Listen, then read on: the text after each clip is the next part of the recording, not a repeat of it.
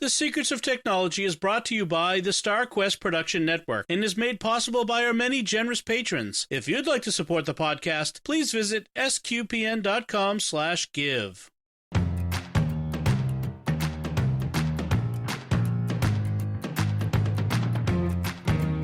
Hi, I'm Dom Bettinelli, and you're listening to The Secrets of Technology, where we discuss the technology news that's important to you from a uniquely Catholic point of view. Joining me today on the panel are Father Andrew Kinstetter. Hey, Father. Hello there. And Pat Scott. Hey, Pat. Greetings. Folks, I want to get right into today's topic because we got a lot to say, a lot to talk about. We're going to talk today about email hygiene, and that's kind of an odd term, I know, but it's really about keeping your email inbox, your email boxes in general, clean and fresh and useful and not overwhelmed and usable. Right, exactly. So yeah, email hygiene is about keeping things clean and organized, both your inbox but also your archives, and so it's not just the where the email comes in, but where you're keeping all that old email that you probably don't need anymore. So we'll get into a bunch of that stuff, but I want to start by asking about the email habits of the panel. It is true confession time. Let me put on my stole. And you can. It's just it's just the three of us. You can be honest with me. So, Father, I'm going to start with you. What's your email inbox like? So if you were to open my Gmail inbox right now, no prep, no nothing, I would have 3 emails in there that are all red, and that's it. Very they good. Are emails that I have an ongoing project for, or something that I need access to that email right away. So one of them is I'm working with an artist who's doing some fun Star Wars commissions for me, and so I need that one kind of front and center, and as we correspond back and forth. But I am definitely the type that this is going to be my confession. So my email inbox is clean to the extreme. Even my work email, I mean, there's no unread messages right now, and I flag and pin the messages that I whatever current church thing is going on that I need. All the rest I archive. And so my confession, though, is the fact that it bothers me to see that little red number. So my confession is that I am definitely guilty of, even when I'm on vacation, of at least hitting the red button on my phone so it doesn't show up the unread number on my app. Often it's a marketing email or something that I don't need to respond to, so I don't spend time doing work on vacation, but I at least acknowledge it, because seeing the red number brings me a little bit of stress that I don't want on vacation. So I am very meticulous. I've seen my secretary, I'll throw her under the bus. We were driving to a conference last week, and she spent hours on the road deleting emails, and she showed me her number to begin with, and it was in the thousands. Yes. And that just stresses me out so much. So I refuse to be that guy. Pat, that is your daughter. Yes, her email inbox has, Pat's daughter is my wife. Her email inbox is thousands of messages. Oh, I thought you meant like fathers. I was going to say, no, that's not my daughter. No. Oh. I mean, don't even get into the Safari tabs. That's a whole nother conversation. Why is my browser so slow? Maybe I have an idea. But in any case, Father, I have a solution to that, the little red badge of dishonor that drives you crazy. Yeah. I turn it off on mine. Yeah. It doesn't even show. Well, to be honest, what I should do most of the time if I'm on vacation, emails aren't going to be crucial anyway. I should just stick the email to when I'm in the office at the office computer and not even have it on my phone. But yeah. That also kind of fills me with a little bit of dread to what I would come home to. You can set up a focus mode on your iPhone. That is true. That when you're in the focus mode, like a vacation focus mode or not working focus mode, it won't show the badges. So that would be a partial solution to that. Yeah. Yeah. Hadn't considered that. That's one. Yeah. I agree. I hate seeing the badge. I don't like badges. We don't need no stinking badges. And yet I wouldn't have it just completely turned off too, because that, like, not knowing if there's an unread email would also bother me. Yeah, right. Like, I better check. Right. Yep. I remember that. So, Pat, what is your email inbox like? Well, I'm looking at the moment. I've got 60 things in the inbox, and 2 of which just came in.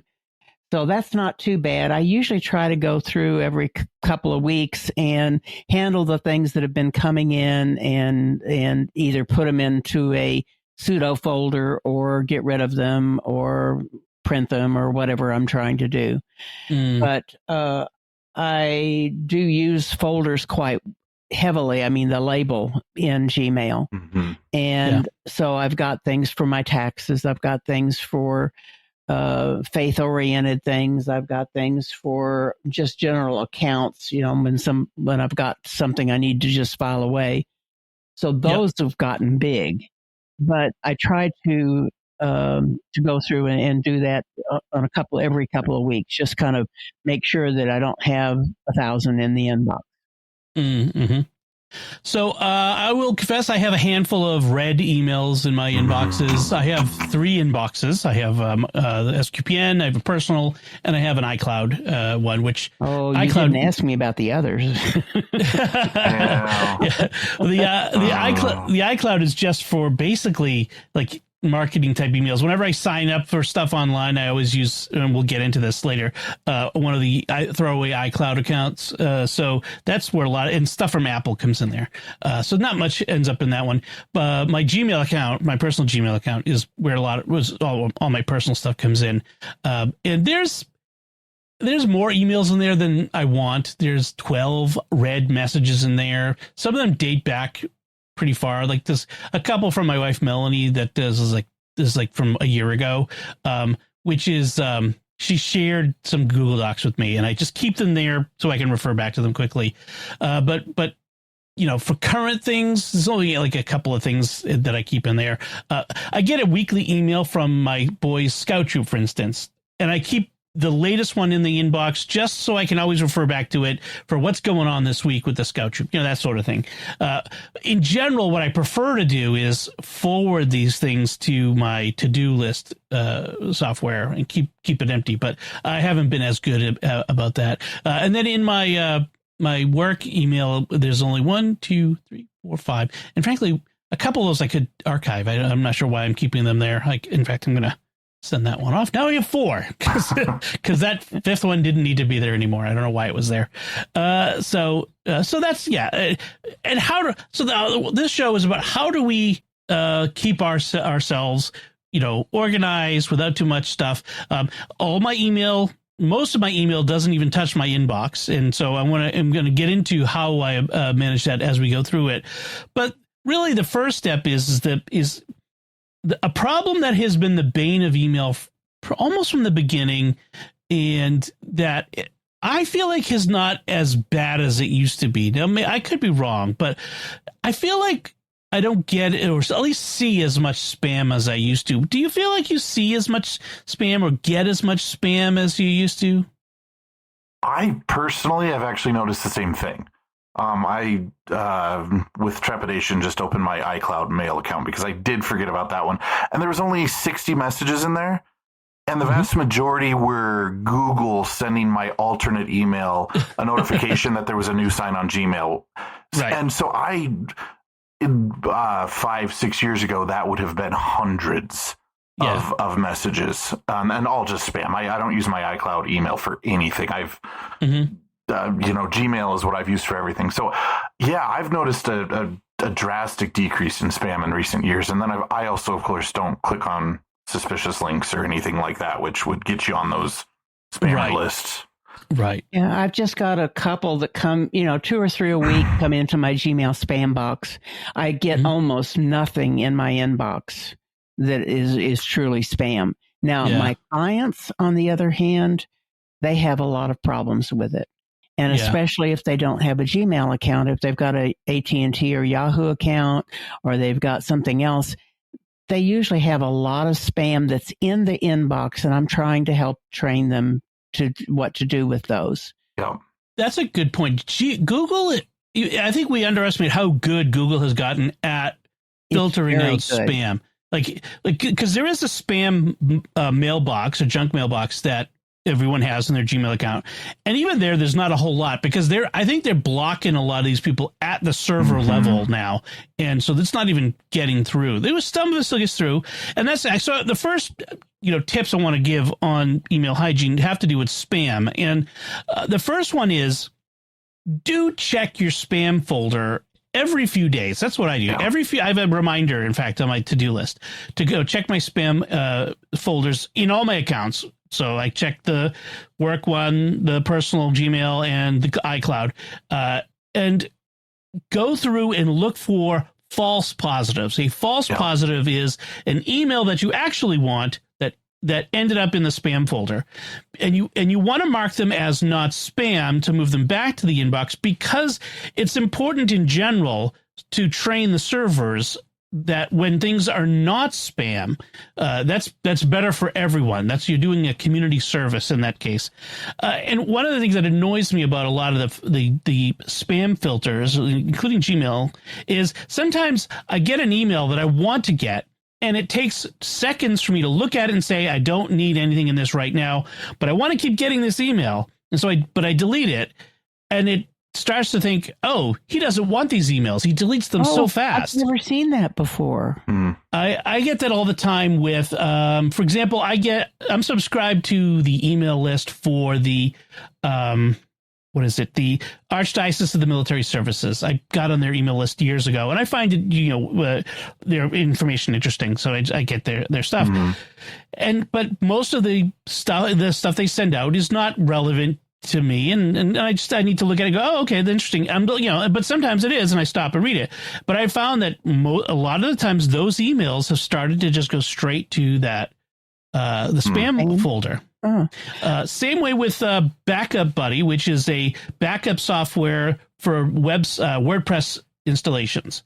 I just need to see that the backup succeeded. It's a success message. So I look, it worked last night. I delete it. But I started not getting them. And of course, I don't notice that I'm not getting them, because you don't notice when the thing stops showing up. And then I look in my spam folder, and it's like, oh, there's one. It started sending those to so you do need to check your spam folder, and I think every few days is probably sufficient. That way, it's not hundreds of messages long. So I go through it, I quickly scan it, look for anything that's good, send the good stuff back to the inbox, and I delete everything else, because I don't want that. It doesn't need to be in there at all. I don't want that in there anymore.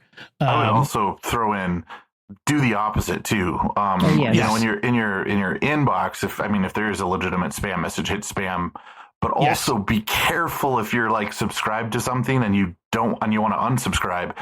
Don't just label it as spam and sort of, right, because that'll trigger the bad Google, things for everybody. That'll start to think nobody wants it and it's spam when it's not. Right.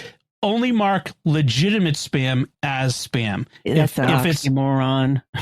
Legitimate right. spam. Only, I know what you mean. Actual spam. Actual spam. If it's just a marketing email newsletter that you subscribe to that you no longer want, or that you bought something from somebody and they put you on a mailing list, don't mark those as spam. That's bad. That's bad manners. And so it's unsubscribed from it. That's fine. Now, sometimes I find myself subscribed to people's lists for some reason that I did not subscribe to, and I will unsubscribe if it seems like they're a legitimate company. But sometimes they'd ask you, why are you unsubscribing?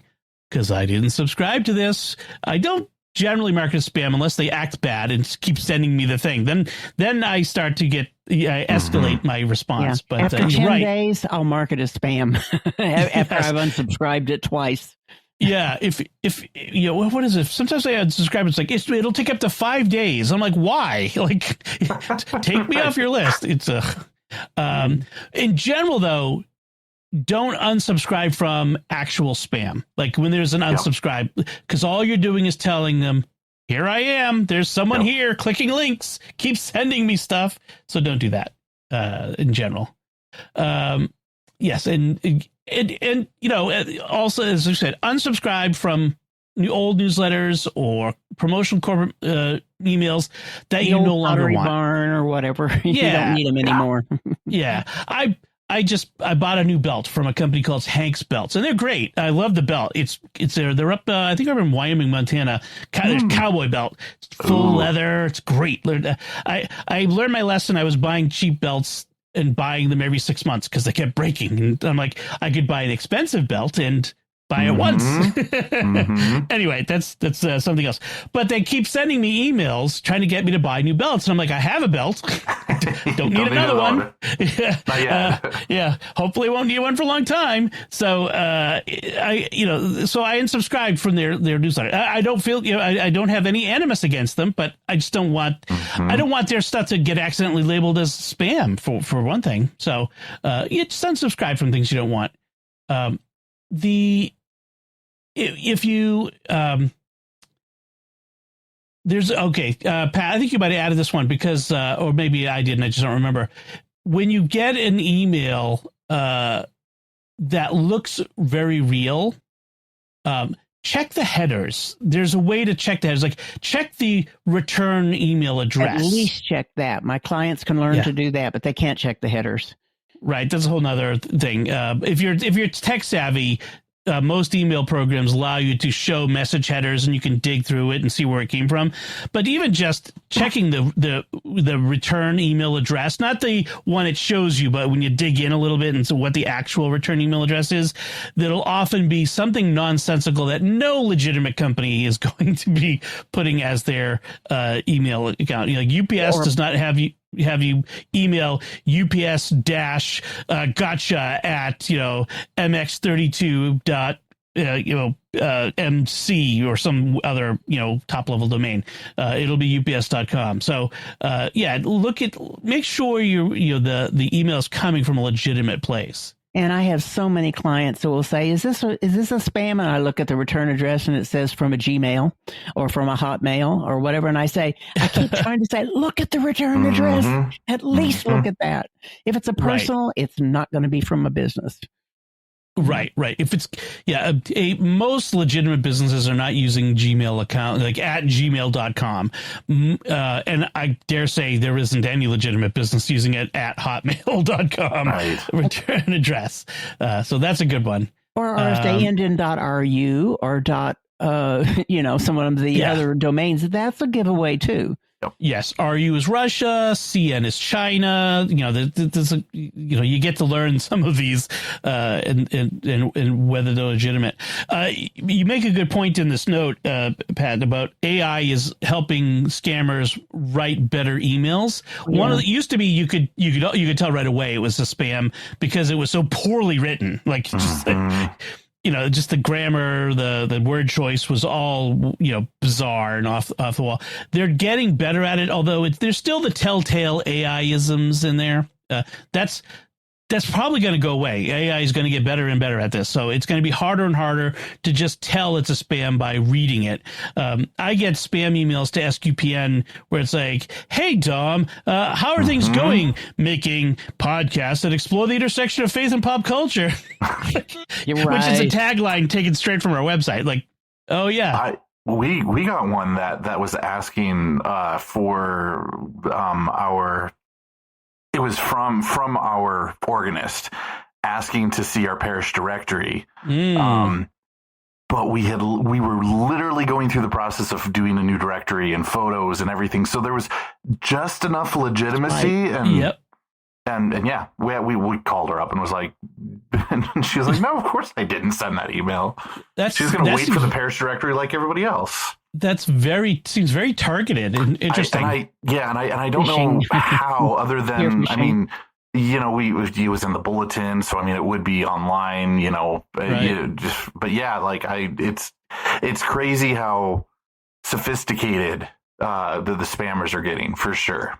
I wouldn't doubt that churches, parishes are a prime target because absolutely. There's a lot of data and a lot of people who are not very technologically sophisticated. Which was clearly, in my mind, why the scammer was wanting to like preview our parish directory, because you've got names, addresses, phone numbers, and many of them are older folks, well-intentioned older folks who, when father sends them an email because they want to get gift cards to the poor cancer kid that they're visiting, they're going to go out and buy, and they're going to prey on those who are most vulnerable in that realm. So, yeah. I really have thought diocese should really be doing more at the diocesan level to help with cybersecurity. Maybe they are, maybe some are, since the years I worked in a diocese or in a parish.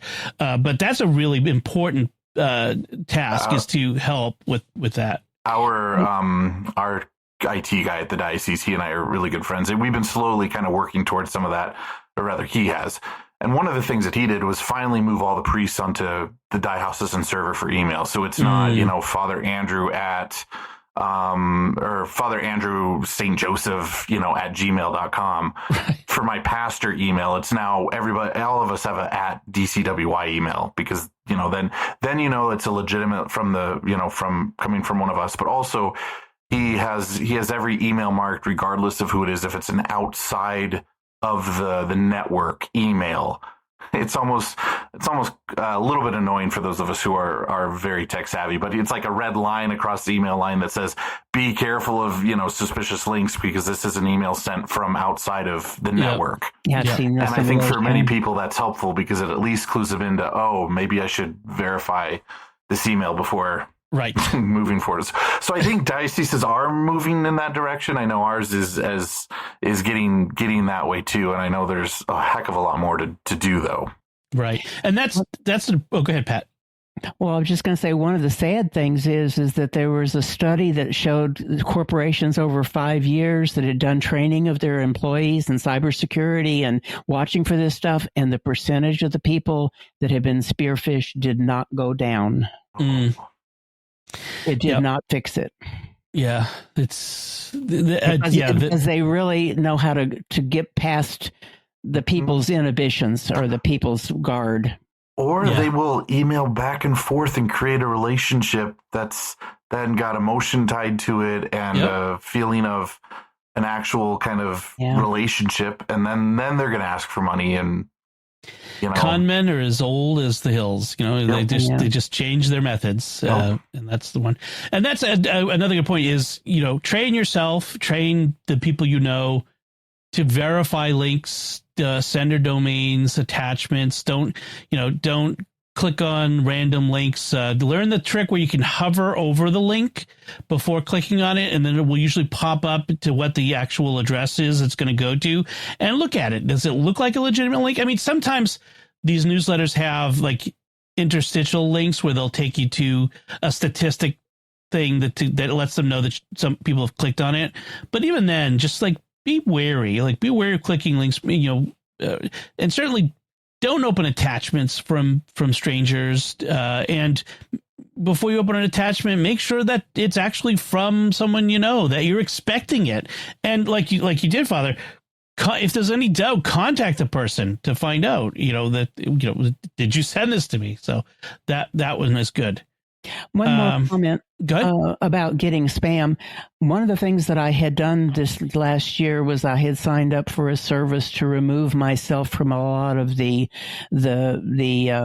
information brokers, and my spam rate went down a huge amount after I did that.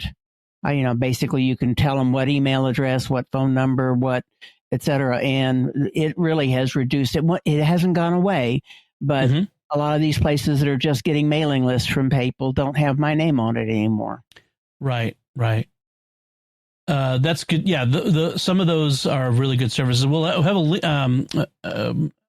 Unroll Me is one of the services that are out there that does that. Will batch unsubscribe you from newsletters and promotions. There was paid services, but yeah. There's a caveat with Unroll Me. People may know that there was a little bit of a controversy when they were acquired by a company called Slice Intelligence.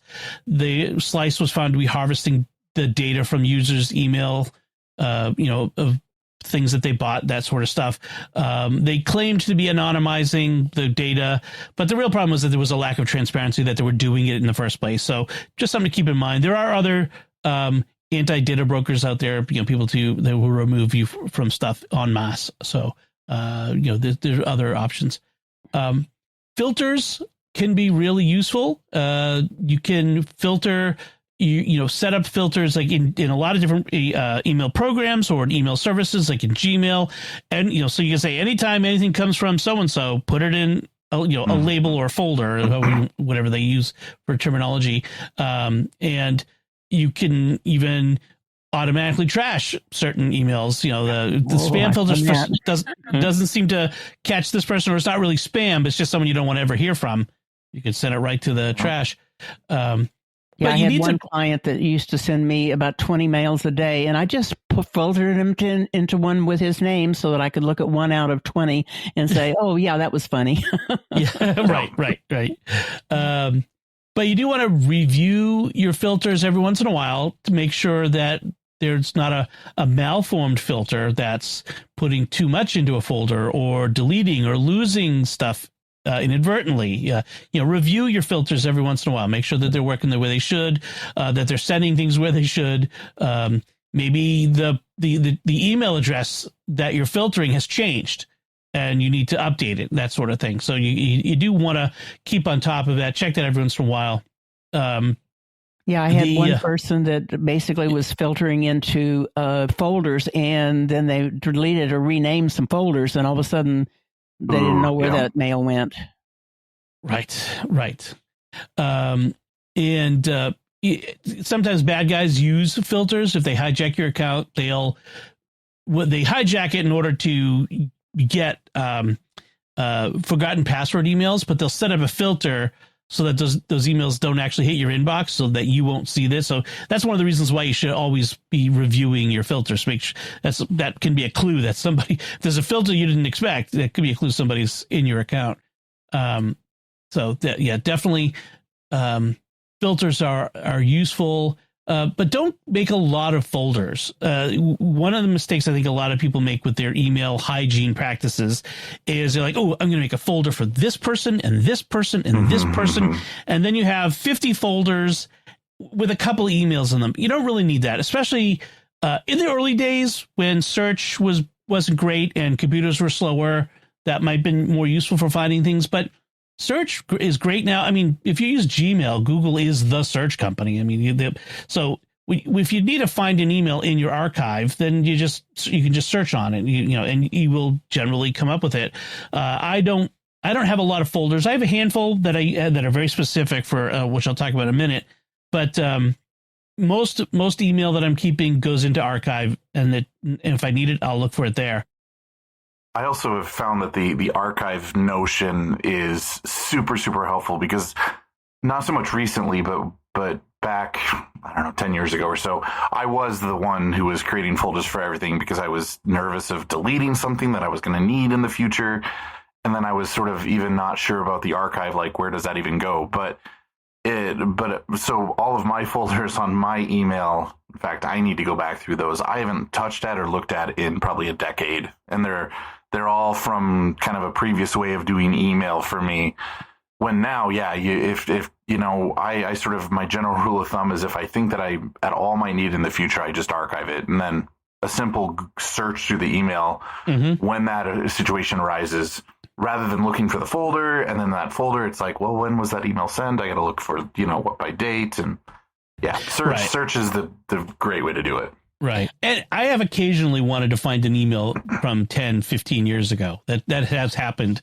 And that search was my friend in the case. Right. Yep. I do have some lumping types of folders where if I get some technical newsletters, I just filter them into there, no matter where they're coming from, because after I've read them, I may say, oh, wait a minute, where did I see that? And then I can go back and find that particular one.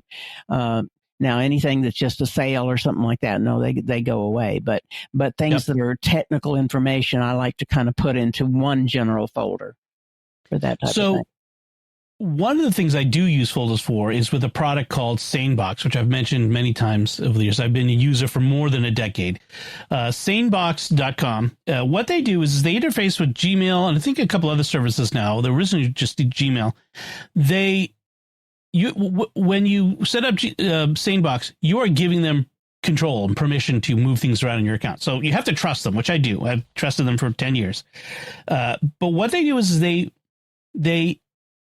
preemptively, intelligently learn what your email is. So I have folders. I have a Sane bulk folder and a Sane later folder and a Sane news folder. And I have a few other ones that it automatically routes things. So my Sane news folders were all my news and promotional flyers and those sorts of things.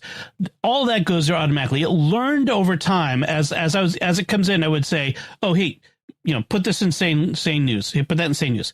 Sane later is for things that are not, most important, but are more important. They're more important than just like news. What kind of things are there? Stuff from my IRA account, stuff, bills that come in from, let's see. I can put that in the folder. I can archive that. Bills for like invoice from the trash company, that sort of stuff. So it doesn't have to go in my inbox, but I do want to keep it, a little separate so that I know it's, I go through these, they're not high priority, put it that way, but they are important enough to separate out. They have a couple of others, like there's a Sane black hole folder that I can put stuff into. If I put something in black hole, that is the ultimate in spamifying it. That is like if there's an email and it just for whatever reason always evades the spam filter, and I just do not want to hear from these people ever again. Yeah, I'll put it in Sane black hole and it is gone. I will not hear from those people again. There's I've gotten on some weird like promotion emails like for nightclubs in Australia. Like I couldn't unsubscribe, and I'm like, I don't want these. They're completely irrelevant to me. And so I just threw them in the black hole. Never heard from them again. So SaneBox has been great. Automatically moves your, and you can also set it up where if I forward an email, say, I get an email. I'm like, oh, I want to deal with that tomorrow. Or if I'm sending an email to someone, say I'm sending an email to a father, and I want to remember in a week to whether you got back to me or not on that. I could CC or actually BCC so that you don't have to wonder who else I'm copying on it. Send an email to you, BCC 1 week at sanebox.com. And then in a week, I'll get the email will come back into my inbox and say, hey, did he ever answer you? Or tomorrow or Friday. It's intelligent enough to figure this out.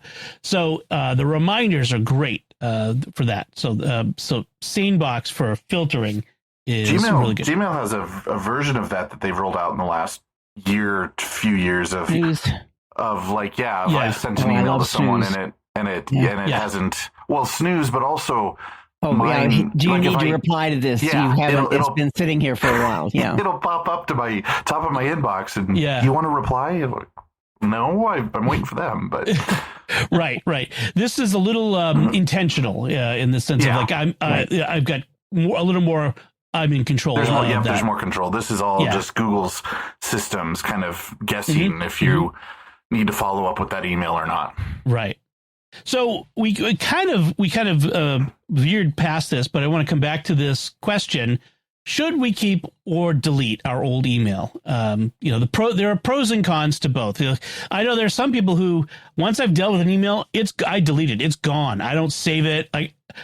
That's the sort of person who like drives on their car without seatbelts and rides motorcycles without helmets. Like that's not me. I need a little more safety net than that. Yeah. But do you all like Father? I think you mentioned you save emails you think you're going to want to look at. I tend to save more than I should. I mean, even all like the Amazon has your package or whatever. Even those I tend to just like let exist in my updates filter, and it just forever. Until I hit a point, which I haven't yet. Until I hit a point where I'm like trying to find storage space.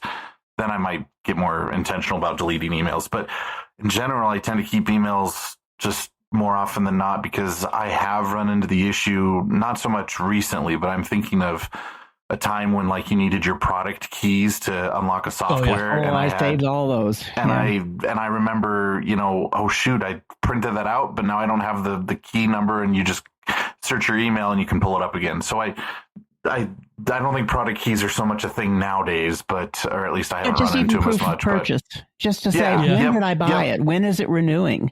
Yep. That type of thing. Oh yeah, I save all those in a purchased folder. Yep. I actually keep all those in an external database. I used to keep them in Evernote until Evernote sadly became something else than it was. Now I keep them in DevonThink, which has become my Evernote replacement, partially. And DevonThink works very well with Apple Mail. It's an Apple product, but there are other mail archiving solutions out there that are similar. I mean, DevonThink does so much more than just mail archiving, but I do have like a receipts folder. I have a serial number folder, so I have a place, and I also put web-based stuff in there too. So it's all in one place. And I like to keep it separate from my email just in case anything happens to the email. This is, offline, separate. But yeah, I probably save more things than I should, but I do try to delete. I delete anything that's promotional or newslettery or very time-based. But anytime I get, you ordered this from Amazon email, I save that, but I don't save the it shipped or it delivered, because I know it delivered. It's here in my. Well, and you can go look those up in Amazon if you have to, but sometimes your mail is a lot easier to get to see when did I order that? Yeah. Now I have a lot of clients that have a habit of deleting too much, and then they'll come back up and say, "Well, I know I had an email like this," and I'm saying, I have to say, if you delete it, it's gone. After 30 days, it's gone. And so I think some people are, what is it, Marie? What's her Kondo name? Yeah, I think they're doing that to their mailboxes, and they're in hurt mode. And so I would tend to say, get rid of the absolute. You don't need it tomorrow because it's already passed, but keep anything that you need a record of at some time. Yeah, I think keep your inbox clean and your archive messy. Let it fly, in the archives, so that in general, there could be business reasons for getting rid of old email, so that they're not available for legal discovery and that sort of thing. So follow your lawyer's legal advice on that sort of stuff. But just for personal emails, I think in general, there's the old rule about keeping business or financial correspondence for 7 years. I suppose payment confirmations, that sort of thing. I keep those around for a long time. Definitely. Now another best practice is always have 2 email accounts, and ideally on 2 different services. So I have a Gmail account, a personal Gmail account, and I have an iCloud account. And that way they each are the backup for the other, so I have a recovery email address. So if something were to happen to my Gmail account, my password, it gets mangled, someone breaks in and changes it, God forbid anything like that happens, I can always get back into it through my iCloud account. Now, you can also have other people be your backup as well, and there are other solutions. But really, always have at least 2 email accounts so that you can just have that safety of having 2 places. Not just for recovery, but I've had some people like their primary email server goes down or something. They have no way to email out. Right. So I always suggest having a second email that maybe isn't your primary, but that you are always using. Maybe put a newsletter in there that you like to look at, but just to make sure that it's always something you check daily or once a week. Otherwise, you may get caught incommunicado. Right. And if you create the secondary email account and never log in, that server may say, "Oh, this is an unused. We're going to delete it." And you go to use it, and it's gone. So make sure you're using it. An easy way around. Well, maybe for me at least, my iCloud would be my secondary email, and I always forget to log into that. But I'm using my iCloud account all the time. So. Right.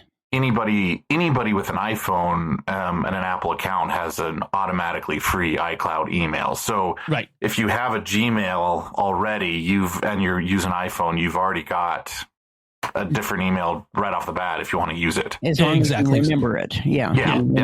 Yeah. And I would say don't make your work email your second account, because that's not yours. And you could be locked out of that at any time.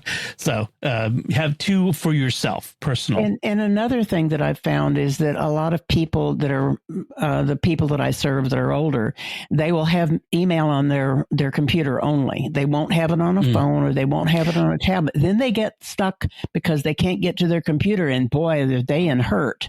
So even if you don't look at it on your phone, you should have it enabled so that it's there. It doesn't take up more storage than what you're looking at any one time. So it's not like a huge storage impact. And that kind of leads into the next point, because sometimes services will say, go to this other device where you're logged in on this account and look there to prove that it's you.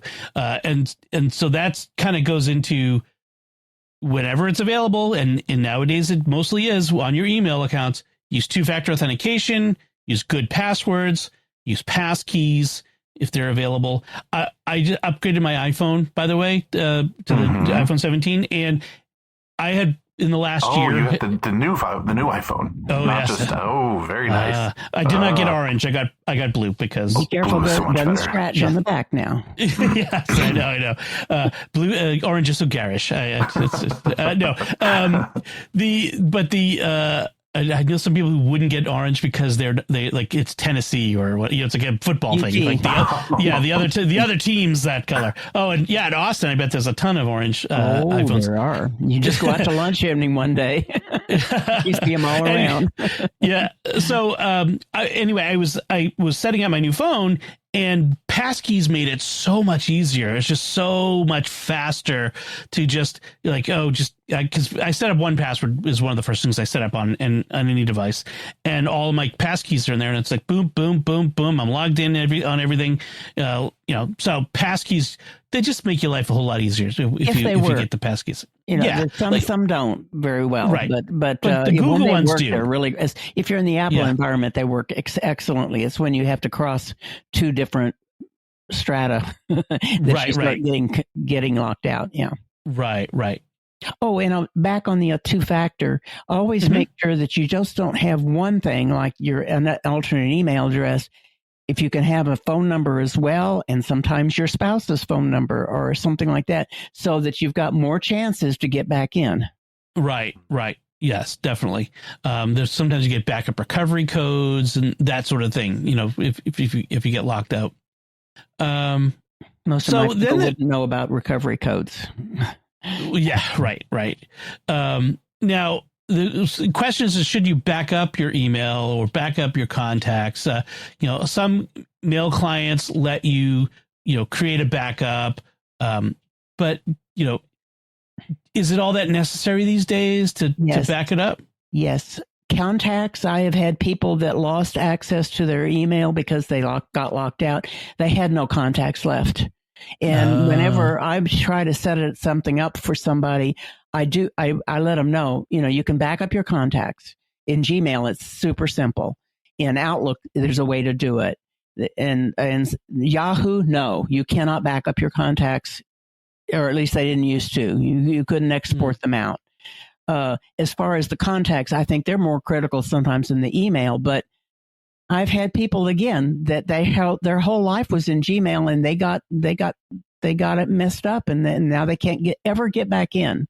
Whereas if maybe once a year they backed it up, they might have some of the old stuff.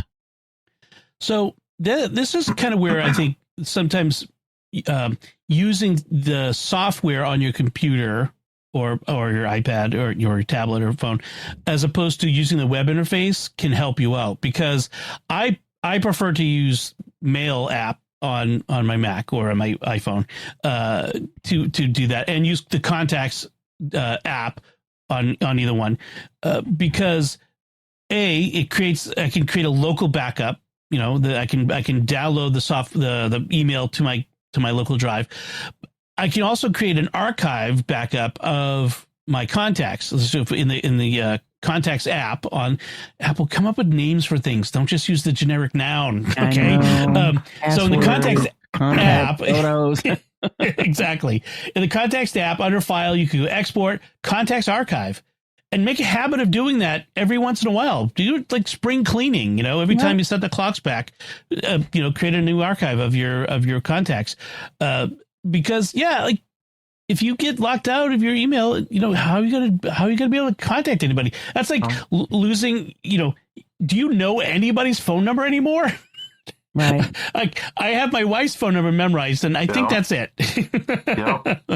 I don't even know my kids' phone numbers. Yeah. Well, as I say, to me, with looking at all my clients, backing up the contacts, most of them won't back up their email. But if it's a business or like a hobby that you need to keep track of stuff, yes, with Gmail, with Outlook, with Apple Mail, there are ways you can back it up maybe once a quarter or periodically at least, so that you've got something that you could go back to. So yes, to me, yes, it is important to back it up. Okay, now, that's good. There is another technique that some people use to set up a second email account somewhere and then auto forward everything to that second email. Yeah, but then that doesn't get cleaned up at all. But it is right. I have used that technique in a family situation and found out that mails that they said that they never got, they did. I got them. So there's more we could say. We got a lot more, but we're going a bit long here. I don't want to. And there's other things we want to talk about. So we'll come back to the topic of email hygiene in a future episode. And in fact, I'm going to make a note just to where we ended. Right. This discussion, so we can come back to this, because there's more to say. There's lots more to say, including some great tools that you can use for managing your email and email hygiene. So mail the sequel. Mail hygiene, the sequel. So before we move on, I do want to take a moment to thank our patrons and make it possible for us to create the secrets of technology, including Dylan A., Dan M., Lori F., Virginia O., and Emily P.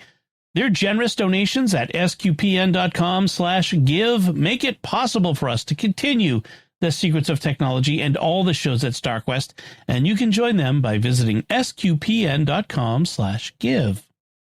So we have one headline I wanted to cover this time on the show. The headline comes from a website called Futurism, and it says, Pope horrified by Catholic plan to create AI version of him for the masses.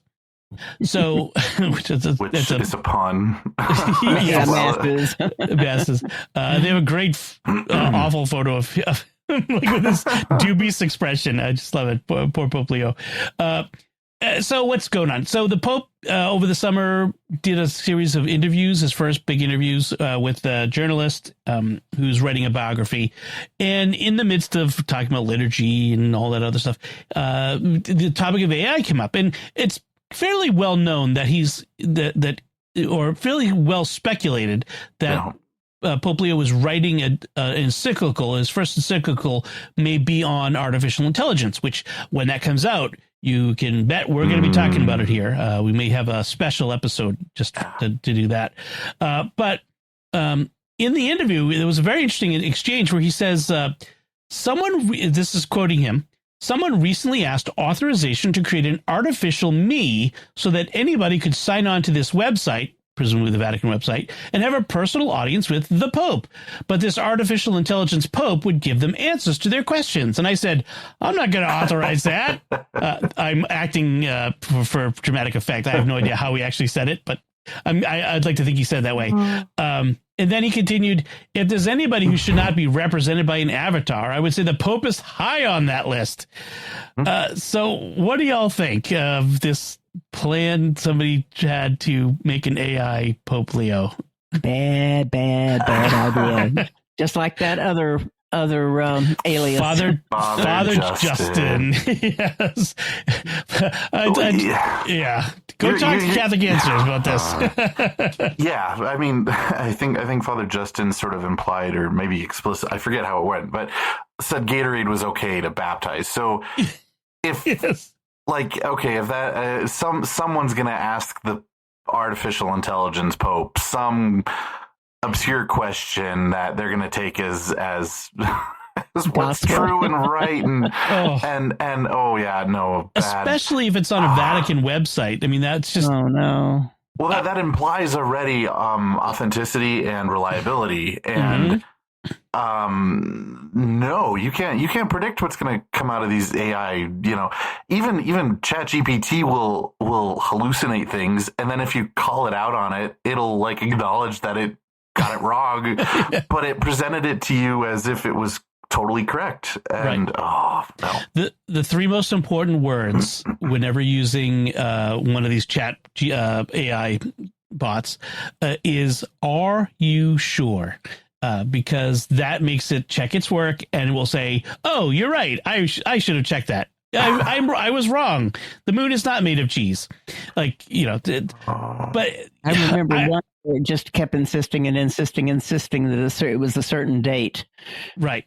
Yeah. Oh, I kept running into the problem where it's every time I would mention Pope Leo or something like that, it would say, "Oh, and you've made an error. The Pope is Francis. You may be mistaking like Pope Leo the 13th from 100 years ago." I'm like, no.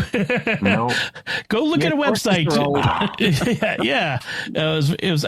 Hopefully it's caught up with the news, but yeah, that's the sort of thing.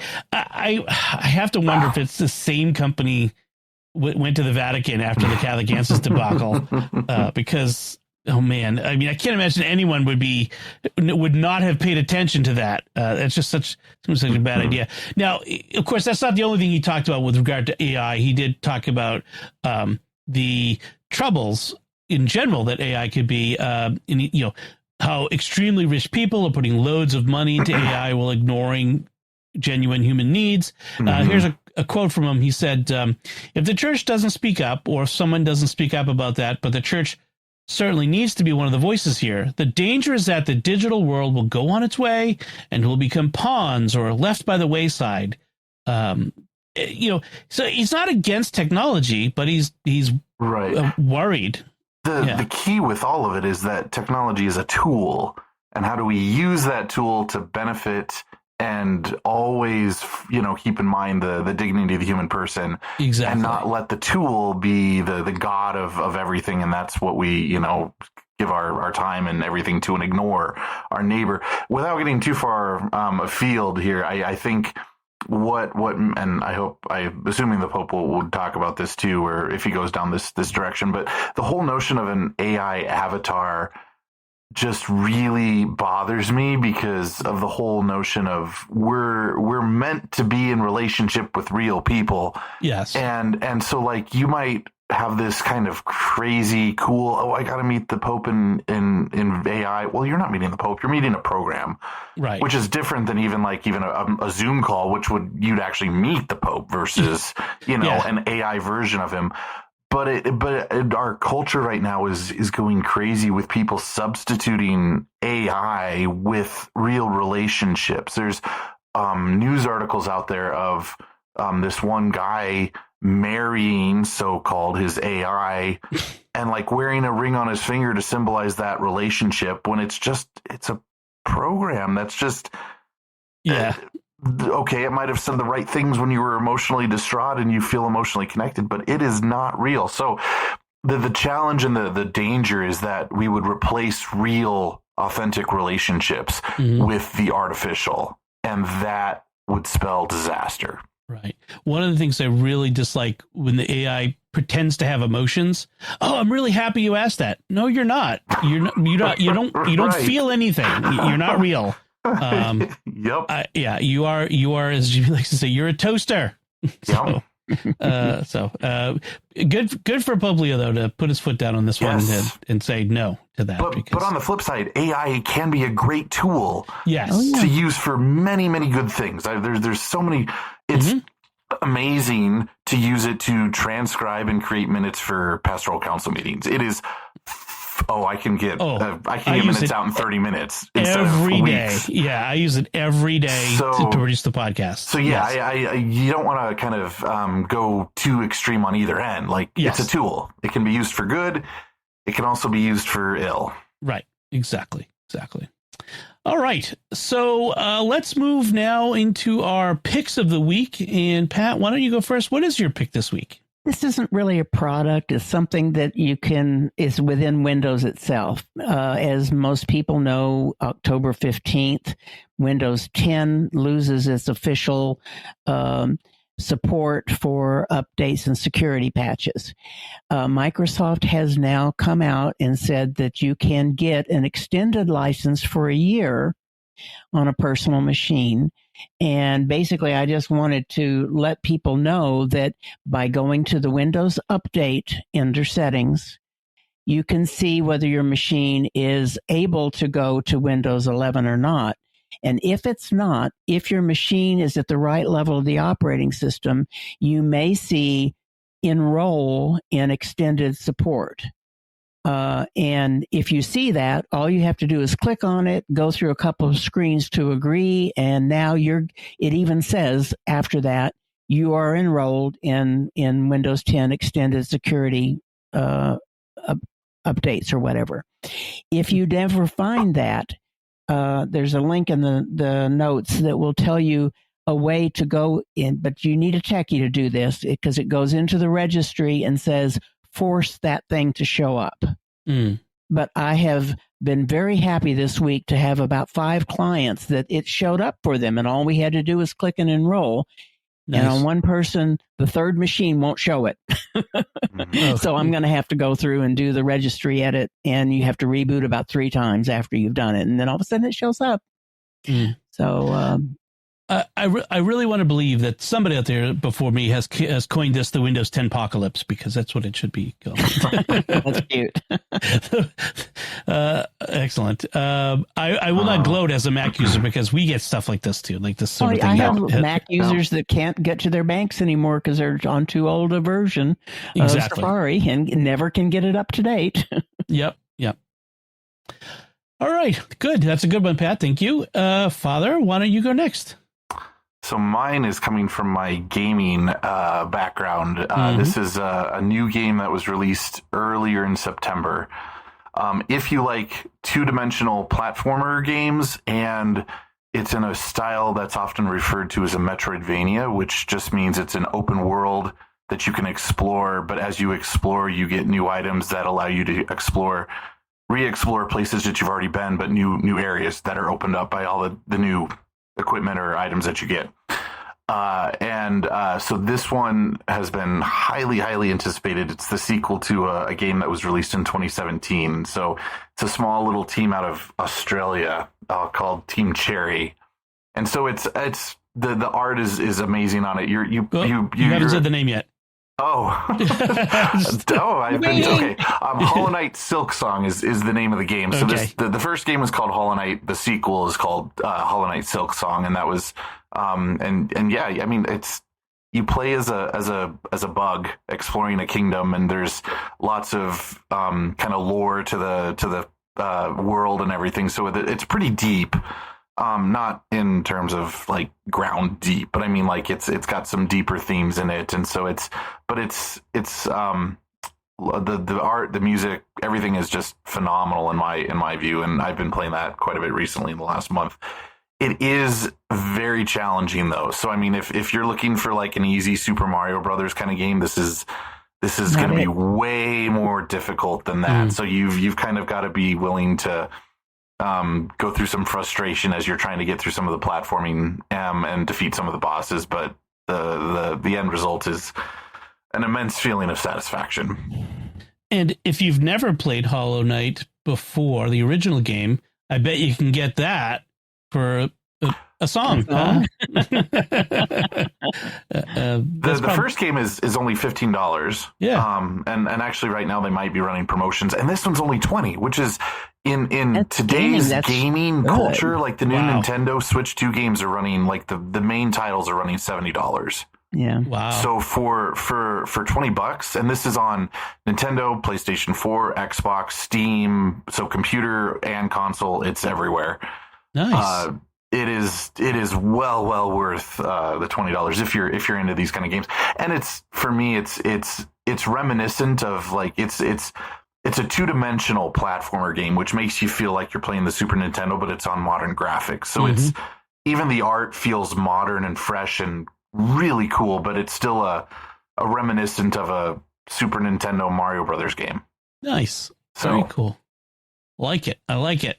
I remember when it came out, it actually was such a big deal. It crashed the stores, the e-stores, yeah. Yeah, and some other games that were coming out around the same time decided to postpone their launches so as not to get lost in the Silk Song. So, this one was supposed to release years ago, and Team Cherry sort of just stopped giving projected release dates because I was reading some interview and because they just kept having fun with it and kept going more and more and more. And wow. I think Xbox claimed in 2024, 2023, like it would release by the end of the year.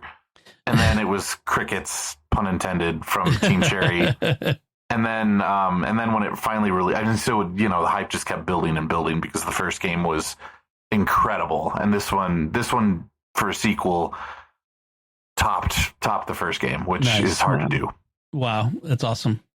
Great. Thank you for that one. My pick this week is another product from Anchor in the Secrets of Tech drinking game. That means you have to drink when I pick something from Anchor. But I have had Anchor car charger mounts for years in both of our vehicles, and the one in our van recently broke. It fell apart. I mean, it sits in the sun on the dash, year in and year out, in the sun, the cold, it's going to happen. And so they don't make the one I used to have, which is fine. But they do have a new one. And it's the Anchor Nano Magnetic Wireless Car Charger. So it's got a MagSafe, but it also can be used with Android. It's a Qi charger as well. Pretty sure. Double check on that when you look it up, because so I don't want to give anyone bad information, but it certainly works with my phones, and it's got this really neat shape. It's the other one. I was annoyed because it sat up kind of high on the dashboard and it would kind of flop around a bit. This one curves, and it kind of curves down, and you can actually, it's got this long arm, and then at the end of it is the charger, the magnetic charger, but you can shape it. It's malleable, so you can reposition it in all kinds of different ways. There's a video on the Amazon page. You can take a look and see what I mean by that. And it attaches. It's got like a adhesive base, but you can also remove it because it's velcroed on, which is nice. So it's if you needed to take it off for whatever reason, and it is Qi 2 certified. That's good. I just noticed that. And it's a 15-watt charger, so it's pretty good. I like having my phone right there, be able to have my maps there. It's really nice. It's not high up in my point of view like the old one was. It's kind of a little lower. I tried. In the winter, I don't like having it in front of the vents because that's blowing hot air, and that ends up heating up the phone and that's not good for the phone. It can even cause it to shut down.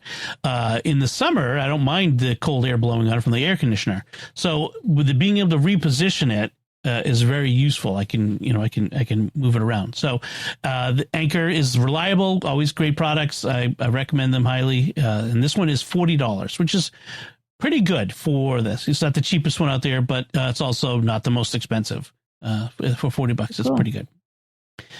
So that is my pick of the week, and those are all of our picks of the week, and that's it for our discussion this time. We would love to get your feedback on anything we talked about this time. You can let us know by commenting on the show at sqpn.com/technology, the StarQuest Facebook page, facebook.com/StarQuestMedia. You can send an email to technology@sqpn.com. Visit the StarQuest Discord community at sqpn.com/Discord. And you can find links from our discussion and our picks of the week on our show notes at starquest.fm/TEC315. Be sure to like each episode of Secrets of Tech wherever you find it, whether it's on Facebook or X or any other social media where you happen to run across us, and leave us comments. We love to hear from you. Until next time, Pat Scott, thank you for joining me and sharing the secrets of technology. It was good to be here. And Father Andrew Kinstetter, thank you as well. Absolutely.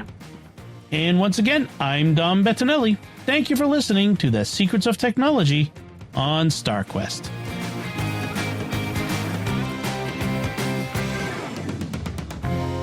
Here's another show on the StarQuest Network you're sure to enjoy, PlayStation Portable. Find it wherever fine podcasts are found or at starquest.fm/PSP.